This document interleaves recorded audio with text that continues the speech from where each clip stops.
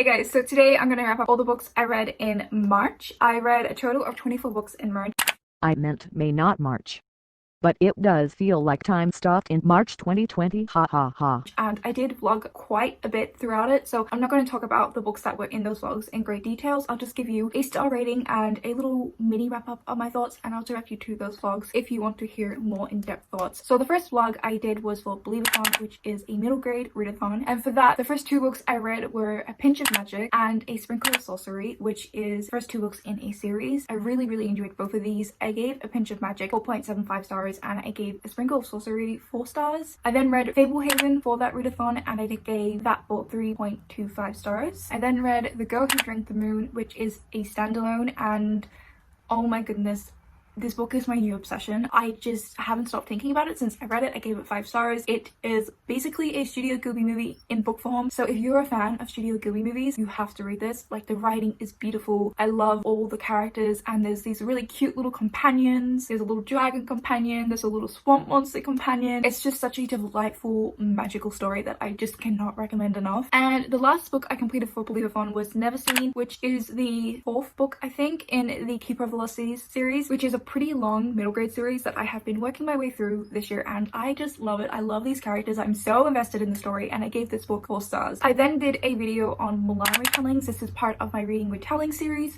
So I read Mulan for the first time. It was like this textbook version of Mulan that also had plays and other versions of Mulan. Then I went on to read Reflection, which I gave 2.5 stars. I then read The Hand, the Eye, and the Heart, which I gave 2 stars. I read Flame of the Mist, which I also gave 2 stars. I read Spin the Dawn, which was one of my favorites from the vlog, and I gave that 4.25 stars. I also read Dragon Rising, which I gave 1.5 stars. I read The Warrior Maiden, which I gave 1.5 stars, I think. And I read Magnolia Sword, which I gave 4.25 stars or 4.5 stars. I'm not really decided, but I really enjoyed that one. It was one of my favorites, and the one I recommend most highly if you are looking for a Mulan retelling. And the last book I read for that vlog was The Woman Warrior, which I didn't give a rating because it's a memoir, but I really did enjoy that one. If you want to hear any of my thoughts on those books, please check out that vlog. For these next few books, I haven't uploaded the vlog yet, but it should be the next video that goes up on my channel after this video, and it's a vlog where I read time travel books. So the first one I read for that was Timeline by Michael Crichton, Here, Now and Then by Mike Chen, Passenger by Alexander Bracken, and Kindred by Octavia E. Butler. So if you're interested in hearing my thoughts on any of these, please look out for that vlog. Now, books that weren't in vlogs, there aren't that many. I read Permanent Record by Mary H.K. Choi. I was taking part in Asian Readathon, so I read this for that. This book follows a boy called Pablo. He's working in like a mini mart, and one night this celebrity comes into the mini mart very late at night. It ends up being they do get up into a relationship. Don't pick this up thinking it's going to be a meet cute fluffy contemporary novel, because that is not the case at all. It's actually really about Pablo and how he's struggling as a young adult. I loved this book so much. I wasn't expecting to love it as much as I did, and the reason I did was because I think it's so relatable. Pablo is really struggling. He's really lost in life. This book looks at the hardships that young adults face and trying to navigate your life outside of high school and by yourself without relying on parents and stuff. He's really struggling with money. He's recently dropped out of college and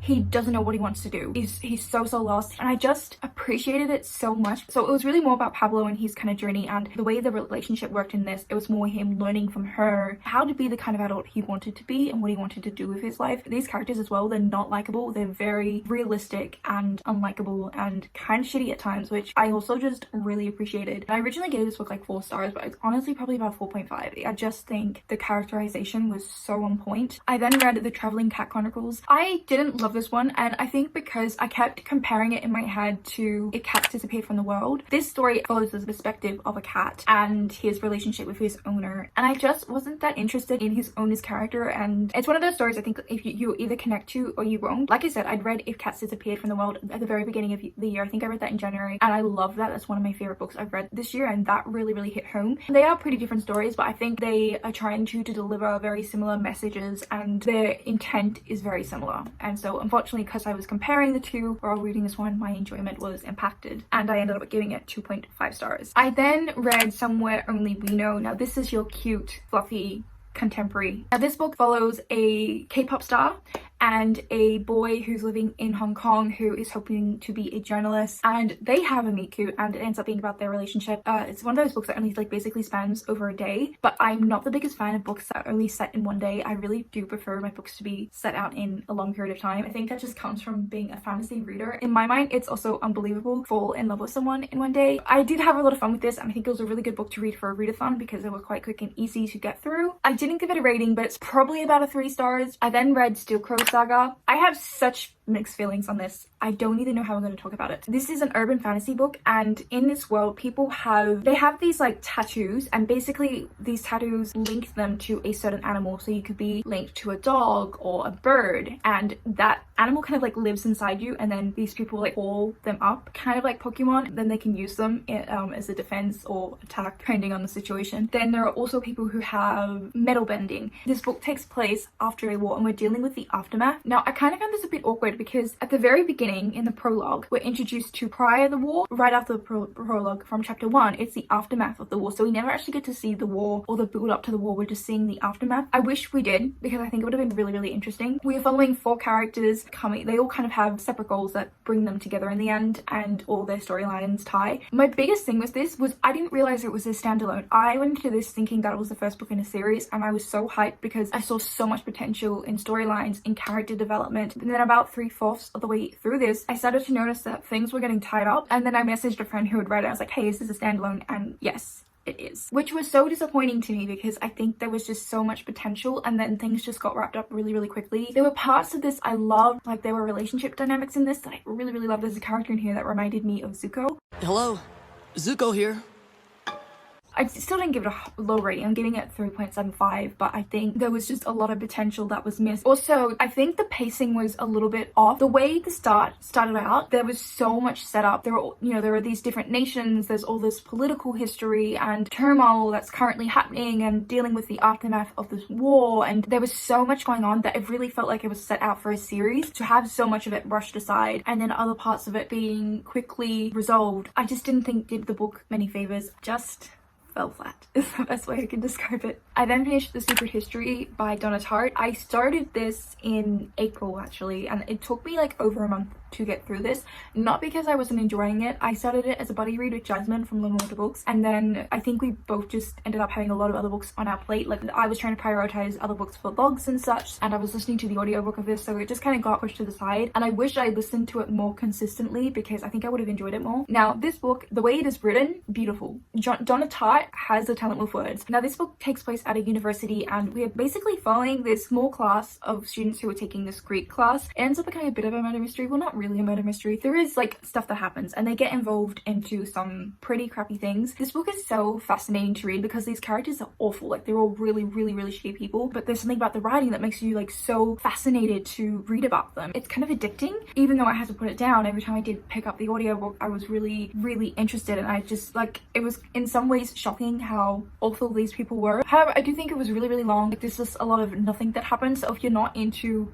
a book that is very long with very little plot, then you won't like this. But I think if you're someone who appreciates gorgeous writing and really unlikable but also fascinating characters, then I think you will also like this. I wish I had more in-depth thoughts, but I think because I read it over such a long span of time, I'm missing my thoughts. I definitely want to try and give this another go in the future because I think it would be really interesting to see what's foreshadowed, because there's a lot of stuff that happens towards the end. I then reread The Night Circus. I buddy read this with Shan, and it was her first time reading it, and oh my god, this book is beautiful. Shan loved it as well. My favorite thing about this book is definitely the way it's told and how things end up wrapping up, and also the writing. Like again, oh my god, Erin Morgenstern's just such a beautiful writer. This is very different to The Starless Sea. I feel like a lot more people have read The Starless Sea over The Night Circus. The Starless Sea has definitely got more of that whimsical kind of wacky story where you're not always entirely sure what's going on, but this book is a lot more straightforward in the story. It's basically, we are following these 2 musicians who are in this kind of competition. They don't know each other, like they don't know of one another. In this competition, it's at the Night Circus, and basically it's about them putting on a show, and whoever puts on the grandest show in the end is like the winner, and also the greater magician. So people come to this circus that's only open at night, and they see all these crazy things, all these magical things, and actually real magic, but they don't think so. There's also kind of a second storyline that I don't really want to say too much about, but I really liked how that second storyline ends up tying into the main story. It's one of those books you read and you're just like, I wish I could like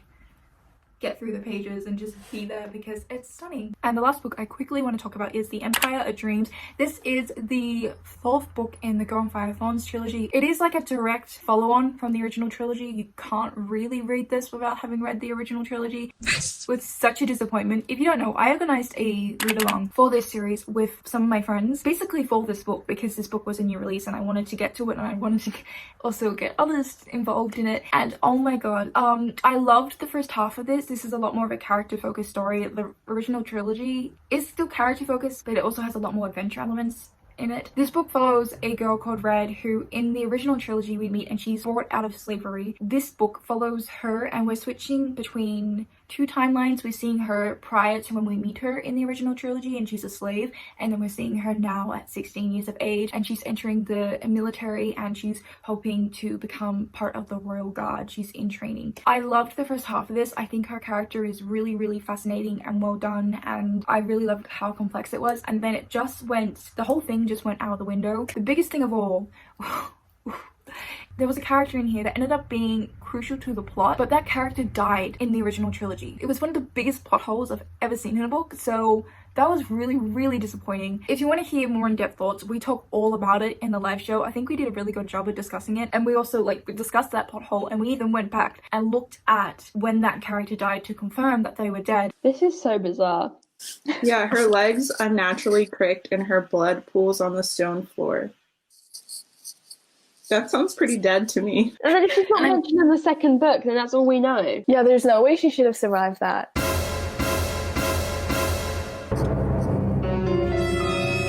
So I gave it like 2.25 stars in the end. That's it for my wrap up. I hope you guys enjoyed hearing my thoughts. Make sure to check out the vlogs if you want to hear more in-depth thoughts on the books I mentioned at the beginning. Otherwise, please let me know if you plan to pick any of these up, or if you have, what did you think of them? I hope you're enjoying whatever you're currently reading, and I'll see you next time. Bye!